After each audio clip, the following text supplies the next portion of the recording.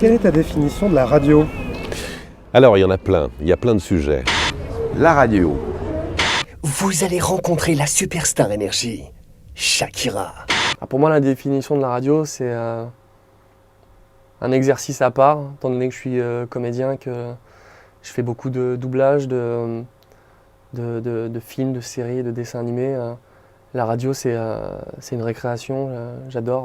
Le 28 mars à 20h, Shakira sera l'invité de Koé. Et vous serez avec nous. La radio.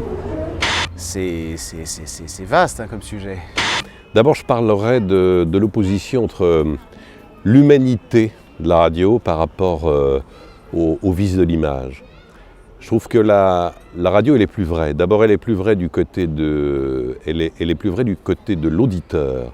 Parce que l'image, on peut la tricher. L'image, on peut filmer ce qu'on veut plutôt qu'autre chose.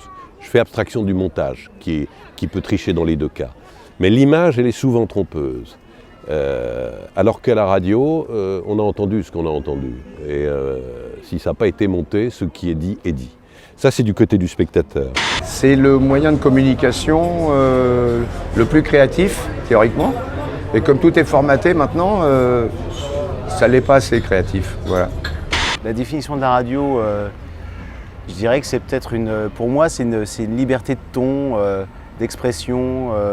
C'est exactement l'inverse de la télévision, en fait. Double hit? Ouais. Double hit énergie.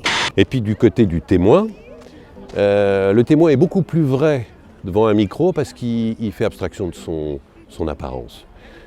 Dès qu'il y a l'image, on fait attention à soi. Quand il n'y a que le son, on est tout à son idée, tout à ce qu'on dit. Seb d'Énergie Lyon sera au platine du Drangly. Pour la Before officielle, avec vos invités pour le Energy Music Tour. Nickel. C'est un univers qui est à part. Et j'ai la chance de pouvoir être voix antenne énergie avec Richard Darbois et le maître. Et ouais, c'est quelque chose que j'aime beaucoup faire. C'est qui change toutes les semaines. C'est une vraie chance. Je pense qu'on peut se permettre d'aller fouiller dans l'intimité des gens. Moi, en plus, qui est l'expérience de la radio à travers Fun Radio et la grande époque de Fun avec D-Fool, Doc, où justement c'était la libre antenne, il y avait justement cette liberté de ton et du coup, je pense que les gens ont presque l'impression de se retrouver à parler avec un ami chez eux, quoi. On a l'impression vraiment qu'on vient les fouiller leur intimité. Ensuite, la radio, c'est la gratuité, c'est quand même pas rien. C'est à mon avis le seul média qui soit absolument entièrement gratuit. Quand on fait du doublage ou qu'on tourne, il faut être le personnage. C'est-à-dire que le metteur en scène nous demande d'être un personnage, ou le directeur artistique qui s'impose à l'écran, ou c'est à vous de le créer devant la caméra. En radio, il faut penser à l'auditeur. Bon, c'est assez différent, mais il y a quand même un lien, c'est qu'en général, on m'a choisi pour faire la voix antenne parce que j'étais, j'avais identifié quand même pas mal de personnages, pas mal de comédiens connus dans mes doublages, à travers des séries, des films, Jim Carrey ou Matthew Perry, enfin, ce genre de comédiens. Et en général, c'est aussi pour cette raison qu'on me demande de faire la voix antenne. Parce que c'est, je pense, dans l'inconscient collectif des gens et que voilà, on veut véhiculer, le capital sympathie de ces comédiens connus voilà, à travers l'habillage d'une radio, quoi. Et seul l'auditeur compte. Et à ce moment-là, on peut pas se permettre les mêmes choses. Donc c'est bizarrement plus contraignant que les tournages ou les enregistrements. Après, c'est à mi-chemin entre justement mon activité dans le doublage et je dirais parfois la pub aussi, parce que l'habillage antenne, c'est pas seulement de l'habillage, c'est aussi des promos. Venez faire la teuf avec Asie, vendredi 21 mars au Monster Club, avec Énergie. Donc c'est un petit peu entre la pub et mon activité de comédien de doublage, entre guillemets. Voilà. Je pense que la radio, c'est le média le plus solide, parce que les journaux, ils peuvent être interdits d'impression.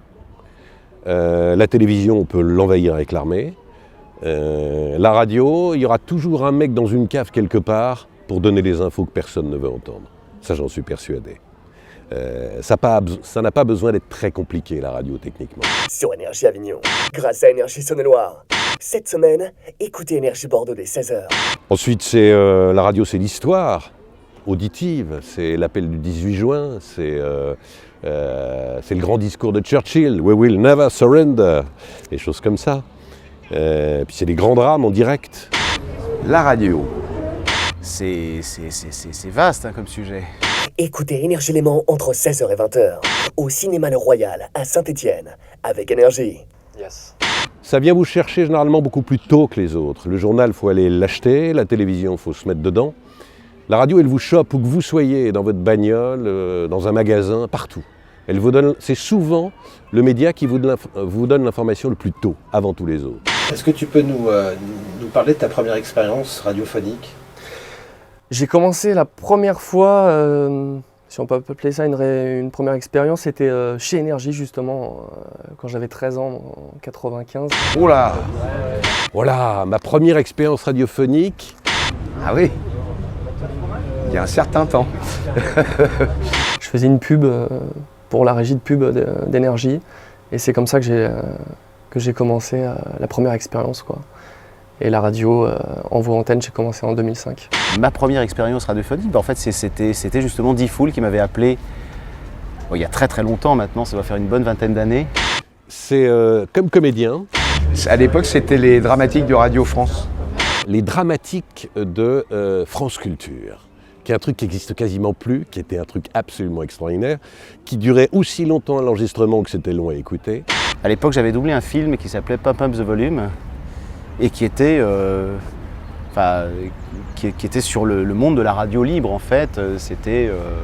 Je doublais Christian Slater qui faisait un animateur qui piratait les ondes d'une radio et pour faire de la libre antenne un peu l'état d'esprit de fun à l'époque, voilà, pour pousser des coups de gueule, s'exprimer sur des faits de société, voilà. En fait, c'était un film radiophonique et on recréait les personnages complètement. On rampait, on faisait tout, on se cachait derrière les portes et tout. C'était extraordinaire, quoi. Voilà. On répétait ça comme du théâtre, on prenait notre temps. Moi, c'est une expérience que j'ai très très peu en fait. J'ai dû en faire deux ou trois dans ma vie, mais en plus il y a très très longtemps.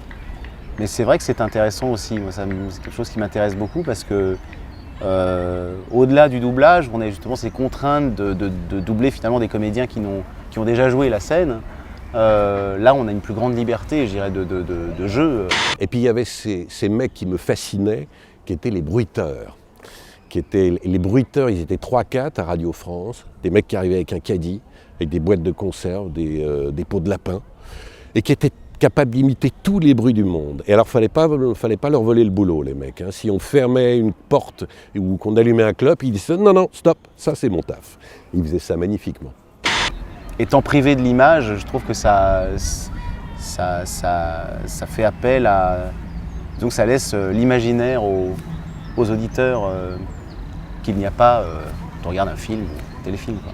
La radio, c'est mes premières émancipations en pension, avec un petit écouteur, en cachette dans la piole au milieu des autres, avec des voix comme celle de Patrice Blanc-Francard, de Claude Villers, de Gérard Klein. J'adorais Gérard Klein.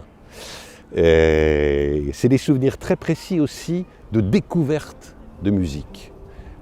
Let It Be. Je suis probablement le seul mec au monde qui associe Let It Be à Borsalino. Parce que je l'ai entendu à la radio, je sortais du cinéma, je venais de voir Borsalino. Je me souviens de Come Together, qui a été un choc musical, la rythmique de ce morceau. J'étais invité en week-end chez un copain en Bourgogne, au milieu des vignes. Et je me souviens très très bien de la situation. Et Smoke on the Water. La première fois que j'ai entendu ça, on était en bagnole, dans la 404 de mon père, on descendait dans le Midi. J'étais le seul à pas fumer, mon père, ma mère, mes deux frangins fumaient. Et j'ai entendu ça, ça a été un choc absolu. Je commençais par Pierre Dac. Je vais enchaîner avec Francis Blanche. Je vais enchaîner avec Monsieur Philippe Bouvard. Je vais enchaîner avec le roi des journalistes. Le nom ne me vient pas, mais je vais le trouver. Monsieur Yves Mourouzi.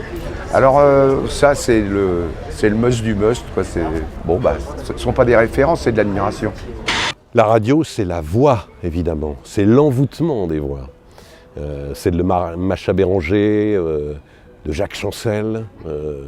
Qu'est-ce qu'il y avait d'autre? Il y avait toute la bande de Radio 7, Michel Halberstadt. J'adorais quand elle faisait son émission de cinéma. Clémentine Sélarié, je ne sais pas si on se souvient de ces émissions qui s'appelaient Régime sensuel, qui me mettaient dans un état second. Et puis il y avait les voix rigolotes, il y avait José Arthur, il y avait les mecs de la météo, ça m'a toujours fasciné.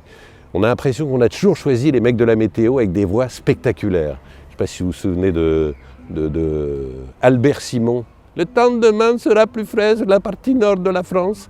Il y avait quoi? Il y avait Jacques Kessler qui a une éponine dans le nez, qui marche comme ça. Il y avait, voilà. La radio, c'est un univers de solitude choisie, de réflexion. On peut être seul avec la radio sans être seul. Et puis le grand pouvoir de la radio, par rapport à tous les autres médias, je pense que c'est la clé des grands animateurs, des grands hommes de radio, c'est que le secret de celui qui s'adresse au public à la radio, c'est qu'il s'adresse à un auditeur à la fois. Et que tous les auditeurs ont le sentiment que c'est à lui qui s'adresse.